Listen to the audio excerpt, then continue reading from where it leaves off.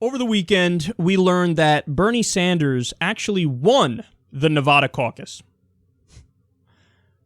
This is so random, I didn't believe it at first. I was getting tweets, people say, oh, Bernie won Nevada. I'm like, what the fuck does that even mean? When you see what happened on the caucus day, I think Hillary won by like 4 points or 5 points or something like that. Like, it wasn't even just a small victory. It was a pretty decent-sized victory. So I'm reading it, I'm like, what? No, that's not true. And then, lo and behold, I go do some research, because that's what this whole fucking show is based on, and it kind of is true. So apparently the rules of the Nevada caucus are absolutely ridiculous. You have the caucus itself as one of the early states in the election, because, as I'm sure all you remember, it did happen a while ago. And then delegates can end up switching sides.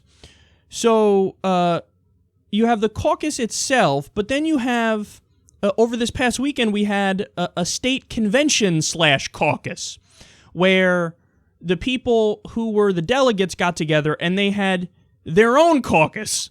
So Bernie's side was more passionate and more organized on the ground, and he ended up winning the state overall and netting anywhere from 2 delegates to 4 delegates, depending on which source you read. He even flipped Clark County. Clark County, of course, is the county where Las Vegas is, so it's the largest number of people by a long shot. And he ended up winning. Now, on the one hand, look, it's obvious. Everybody knows who I favor in this election. It's no secret. It oozes out of every fucking segment I do on the topic, based on the facts, I think, not just my opinion, but of course my opinion as well leans in that direction. So it's a positive thing in the sense that Bernie Sanders ended up being the victor, but we got to keep it real and we got to call it what it is, man. Caucuses need to go away. They need to go away. They need to die. They're stupid. They're the dumbest fucking things I've ever seen in my life. The whole concept behind them is ridiculous. You get a bunch of people in a room, and at least in theory, everybody's supposed to, hey, I'm going to caucus for my candidate, and they argue and explain why I think my candidate is the best, and there's other people that make the counter-arguments. Now, we had some TYT reporters actually on the ground at one of these caucus sites. I think it was in Nevada. Jimmy Dore was there, and Jordan Sheridan was there, and they were describing how the way even a caucus is supposed to work in theory, it didn't work out like that. You just had people in there raise their hand and say, oh yeah, I'm for this candidate, and other people would be for the other candidate. You count it up, and then you have somebody who's picked to be the person that represents them to show up at this convention thingy. And many of Hillary's delegates didn't even fucking show up, which means they weren't that passionate about it or they didn't care. So here's a wacky idea. Why not just do this thing called an election, a primary, where you just, oh, I'm going to go and vote for this person. And then whoever has the most votes wins. How's that for crazy? So in this case, yeah, everybody on the Bernie side is going to be happy because Bernie won. But from a procedural standpoint, I do think this is a disaster.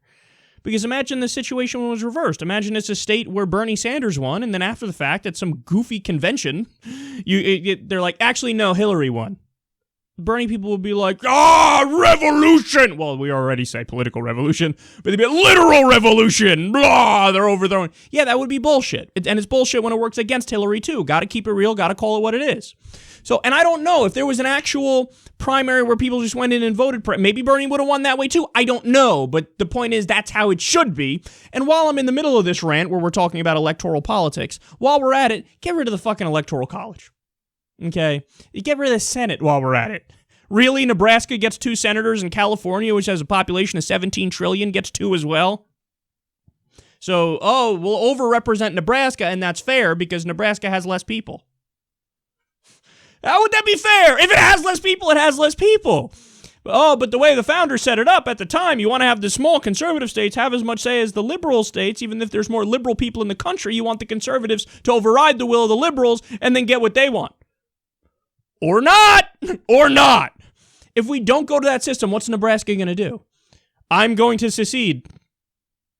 You sure about that, fella? Nebraska? You think your economy's going to be thriving and everybody's going to be just hunky-dory if you pull out and the 17 people in your state can work with your industries of making bale of hays and Pop-Tarts? It's not going to work. It's not going to work. So I got an idea. Let's do straight popular vote and get rid of the Electoral College and actually have primaries in each state, no stupid caucuses. And if we had a system where it was just popular vote, what would have happened in American history again? Oh, yeah. We never would have had George W. Bush. People don't remember this. Al Gore won the popular vote. He won the popular vote by at least 500,000 votes. So the guy who won by 500,000 votes did not end up becoming the president.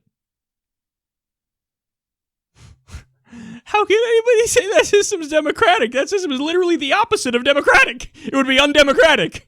We picked this guy. That's nice. We're going with that guy. What? What is that? What is that? So, yes, everybody in the Bernie team is going to be happy, and I understand because I like Bernie too. It's my candidate. So, everybody's happy because of this. But the way he won in Nevada is bullshit, okay? We shouldn't even have caucuses in the first place. But if you went by the original results of the caucus, yeah, it was going to be Hillary who won. Get rid of all the caucuses. Do a straight popular vote everywhere. Get rid of the Electoral College. Let's be adults now.